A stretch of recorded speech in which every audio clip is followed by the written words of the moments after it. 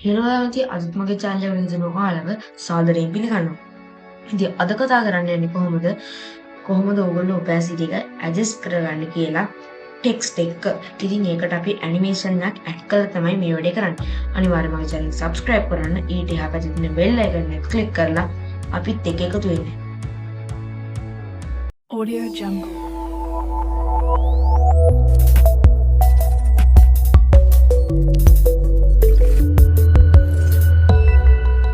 Audio Jungle.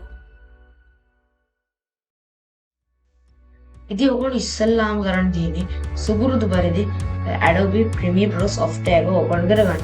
ඉතින් මේ video එක අතරතුරේම මම ඩාවින්සි රිසෝල්ව් එක ඔයගොල්ලෝ ගේනම් ඒක කියන්නේ වීඩියෝ අන්තිමේදී වගේ පොඩි ටයිටල් එකක් දාලා මම ගේන. එතකොට පොඩක් වෙලා යනවා. කමන්නේ. ඉතින් මම යූස් කරන්නේ Adobe 2022. ඒ කියන්නේ 22 හරි ඉතින් අපි ඉස්සෙල්ලාම සුපුරුදු පරිදි new project එකක් open කරගන්නවා. ඉතින් ඒකට අපි මේක untitled තමයි තියෙන්නේ. අපි මේකට දෙමු මුලව text hidden කියලා. ඉතින් අපි browse කරමු මගේ file location එක. ඒ කියන්නේ Adobe PremierPro files වල experiments වල අපි මේක දෙමු file location එක. ඉතින් අපි මේ විදිහට සිලෙක්ට් කරලා ඕකේ දෙමු. ඉතින් අපිට කිසිම දෙයක් වෙනස් කරන්න ඕනේ නෑ. ඉතින් මේ විදිහට ටික වෙලාවක් යද්දි මේක අපිට ඉන්ටර්ෆේස් එක ලබා දෙනවා. හරි. ඊට පස්සේ ඕන කරන් තියෙන්නේ මේ විදිහට effect controls tab එකේ තියාගෙන අපි මෙතන right click කරන්න ඕනේ. right click කරන්න ඕනේ. ඊට පස්සේ අපි මෙතන new items ගිහිල්ලා මෙතන color matte කියන එක තෝරගන්න ඕනේ. ඒක අපිට මේක sequence එකේ ගාන තමයි තෝරගන්න. මම normally use කරන්නේ HD මම මෙතන color matte එක green color දෙන්නම්. ඊට පස්සේ මෙතන color matte එකේ name එකට green කියලා දෙමු. මම green කියලා දීලා අපි මේක okay කරගමු. okay කරාම අපිට මේ සුපුරුදු color matte එක ලබා ගන්න හැකියාව තියෙනවා. ඊට පස්සේ අපි කරන්න ඕනේ මේක right click කරලා new item ගිහිල්ලා sequence එක හදන්න ඕනේ. අපි මේක දෙමු ඉමීඩියට් ඊට පස්සේ අපි ඕකේ කරමු. ඊට පස්සේ අපිට මේ විදිහට බලා ගන්න පුළුවන්. ඊට පස්සේ මේක රීනේම් කරගන්න පුළුවන් අපිට මෙන්න මේ විදිහට right click කරලා රීනේම් දෙන්න පුළුවන්. අපිට මෙතන මේ ඒකේ මේ සීක්වෙන්ස් එක තමයි රීනේම් වෙන්නේ. අපි මෙතන hidden text කියලා දුන්නාන් පස්සේ අතනත් ඒක වෙනස් වෙනවා. අපිට මේක බලා ගන්න ඉන්නේ හැකියාව තියෙනවා මේ අවස්ථාවේදී. ඊට පස්සේ අපි කරන්න ඕනේ මේ green matte එක අපි මෙන්න මේ විදිහට drag කරලා මේක drop කරන්න ඕනේ අපේ timeline එකට. අපි ඒක 16 seconds වගේ හදාගමු. මෙන්න මෙතන බලලා ඔන්නයි 16 seconds හදාගත්තා. ඊට පස්සේ අපි කරන්න ඕනේ අපිට පුළුවන් මේක ටිකක් ලොකු කරගන්න දිග කරගන්න. කියන්නේ අපිට පුරා අත්‍යවශ්‍ය වෙන නිසා ඊට පස්සේ කරන්න ඕනේ අපි මේකට ටෙක්ස්ට් එක ටයිප් කරගන්න ඕනේ. ඉතින් අපිට මේක ඇඩ්ජස්ට් කරන්න පුළුවන් මෙන්න මේ වගේ අපිට mouse cursor එක වෙනස් වුණාන් පස්සේ අපි මෙතන ටෙක්ස්ට් එකක් ටයිප් කරගමු. මේක normal අපිට random හිතන දානකි. අපි මෙන්න මෙතන ටෙක්ස්ට් එක ටයිප් කරගන්න පුළුවන් random විදියට. ඉස්සෙල්ලාම essential graphic panel එක ගන්න ඕනේ. ඊට පස්සේ අපිට align transform කරන්න ඕනේ. ඉස්සෙල්ලාම ඒක නැත්නම් Windows යන්න ඕනේ. එතන essential graphic panel එක තියෙනවද කියලා ඔයගොල්ලෝ බලන්න පුළුවන්. ඊට පස්සේ මෙතන effect controls එකක් ඔයගොල්ලෝ ටික් එකක් දාලා තියෙනවද කියලා බලන්න. ඒකට ඔයාලට on කරගන්න පුළුවන්. ඒ tab එක on කරන්න පුළුවන්. shift එකයි 5 එක. කියන්නේ shift එක ඔබාගෙන වකරේ 5 කියන අංකය ප්‍රෙස් කරන්න පුළුවන්. ඒ විදිහට ප්‍රෙස් කරාන් පස්සේ අපිට මේක බලා ගැනීමේ හැකියාව තියෙනවා. අපේ ටැබ් එකට එනවා. හරිද? ඊට පස්සේ අපිට පුළුවන් අර ගානට මේක ලයින් කරගන්න. ඒ කියන්නේ 16 seconds වලට අපිට පුළුවන් essential graphic panel එකට ගිහිල්ලා මේක ටයිප් කරගන්න පුළුවන් අපිට. ඒ කියන්නේ මේ විදිහට තියලා ඒක ටයිප් කරගන්න පුළුවන්. මම හිතන්නේ වෙන ටෙක්ස්ට් එකක් වෙනවා. හරි අපි ඒක අනු කරගමුකෝ. ඒක අපිට මේක ටයිප් කරන්න පුළුවන්. ඒක සිලෙක්ට් කරන්න ඕනේ ටයිප් කරන්න. ඊට පස්සේ අපි කරන්න ඕනේ මේක අලයින් කරගන්න ඕනේ. ඒ කියන්නේ vertical center කරගන්නත් ඕනේ, horizontal center කරගන්නත් ඕනේ. එතකොට අපිට ඒක middle එකට ගන්න පුළුවන්. ඊට පස්සේ තියෙන්නේ අපිට මේක ටෙක්ස්ට් එක ලොකු කරගන්න ඕනේ. අපිට ඒක ලොකු කරගන්න මෙන්න මේ ආකාරයට පුළුවන් අපිට ඒක බෝල්ට් කවුන්ට් දෙන්නත් පුළුවන්.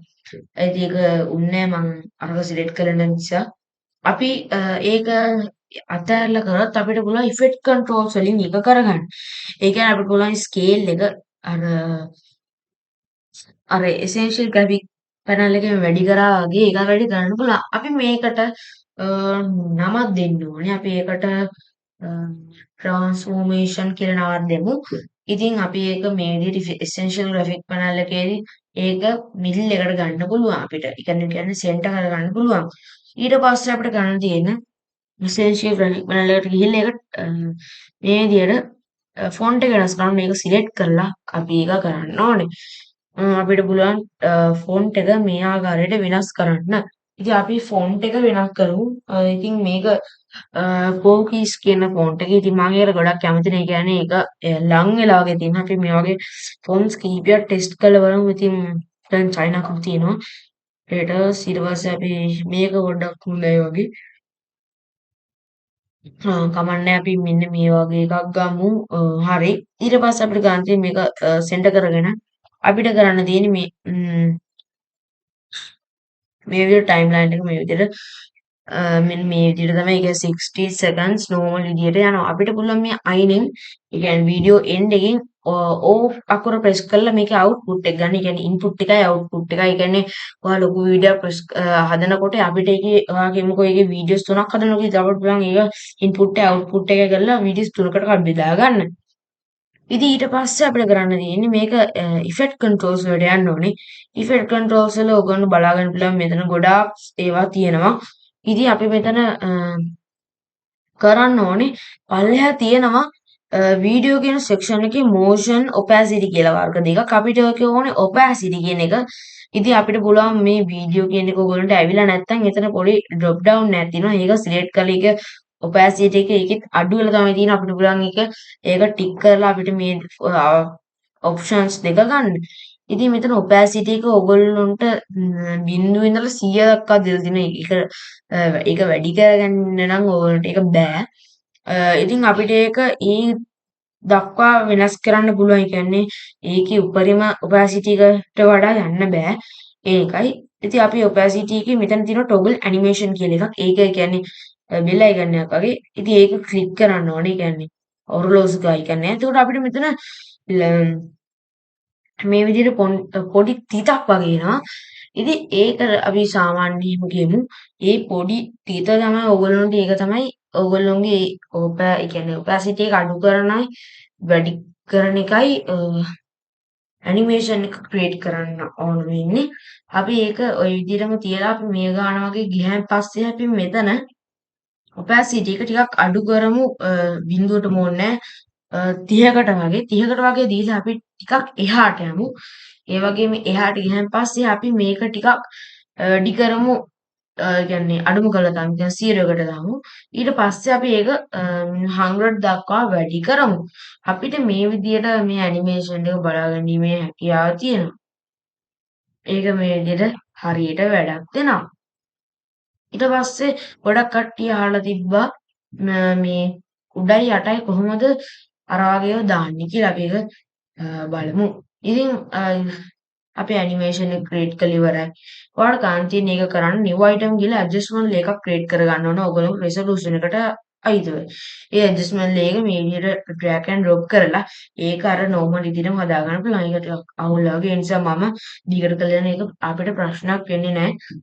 ඒක හදලා තියෙන නිසා output එක. ඊට පස්සේ අපිට කරන්න තියෙන adjustment layer එක crop කරගන්න ඕනේ. ඒක කරන්න නම් තියෙන ඕගොල්ලෝ Windows icon එක click කරලා effect කියන එක on කරන් තියෙනවා shift එකයි 7 එක. අපි එතන ඒක අපව search කරනවා crop කියලා. ඉතින් crop එක ඒකට drag and drop කරන්න ඕනේ. ඊට පස්සේ අපිට effect controls වලට අලුතින් animation එක කරලා crop කියලා. අපි ඒක normal නම් අපි ඒක වෙනස් කරන් top එකයි bottom එකයි. අපි top එක normally 10ක් අඩු කරලා බොටම් එකක් 10ක් අඩු කරමු. ඒ නිසා අපිට කිසිම ප්‍රශ්නයක් එන්නේ නැහැ. කියන්නේ ඇඩ්ජස්ට්මන්ට් එක අපි සාමාන්‍යයෙන් වෙනස් කරන්නේ නැහැ. ඒ නිසා අපිට මේක බලා ගන්න පුළුවන්. අපිට පුළුවන් මේ quick export කියන ඔප්ෂන් එකකින් ඒක එක්ස්පෝර්ට් කරගෙන මම normal විදිහටම මගේ ෆයිල් ලොකේෂන් එක තිබ්බ තැනටම මම මේක එක්ස්පෝර්ට් කරගන්න ඕන. ඊට පස්සේ අපි මෙතන math source කියන එකට high quality එක දෙමු. ඒ කියන්නේ 1080. ඊපස් අපි මේක එක්ස්පෝර්ට් කරගමු. ඊට පස්සේ අපිට මේක encoding hidden text කියන එක estimated time remaining 23 විදියට seconds අඩු වෙනවා. අපිට පුළුවන් මේක ඉක්මනටම එක්ස්පෝර්ට් කරගන්න පොඩි ෆයිල් එකක් නිසා.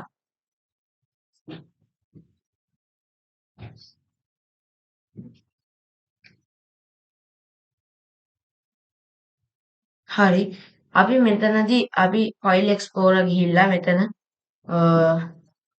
data D එකේදී මගේ ෆයිල් ලොකේෂන් එකට යන්නම් ඒක එක්ස්පෝර්ට් වුණ තැනට ඊට පස්සේ මම කරන්න ඕනේ එක්ස්පෝර්ට් වුණ තැනට ගිහිල්ලා ඒක අපි බලමු ප්‍රිවිව් එක මේ විදිහට අපිට පුළුවන් බලා ගන්න ඒකේ opacity එක ටිකෙන් ටික අඩු වෙනවා ටිකෙන් ටික අඩු වෙලා කොහොම ගියන් පස්සේ ආයෙ පාරක් ඒකේ opacity එක normal තත්ත්වයටපත් වෙනවා ඊට පස්සේ අපිට මේ විදිහට normal text එක බලා ගැනීමේ හැකියාව තියෙනවා. ඉතින් මගේ channel එකට අලුත් කෙනෙක් නම් අනිවාර්යයෙන් මගේ channel එක subscribe කරන්න. තවත් වීඩියෝ බලාපොරොත්තු වෙන්න. අදට සමු ගන්නවා මම Craft Editors LK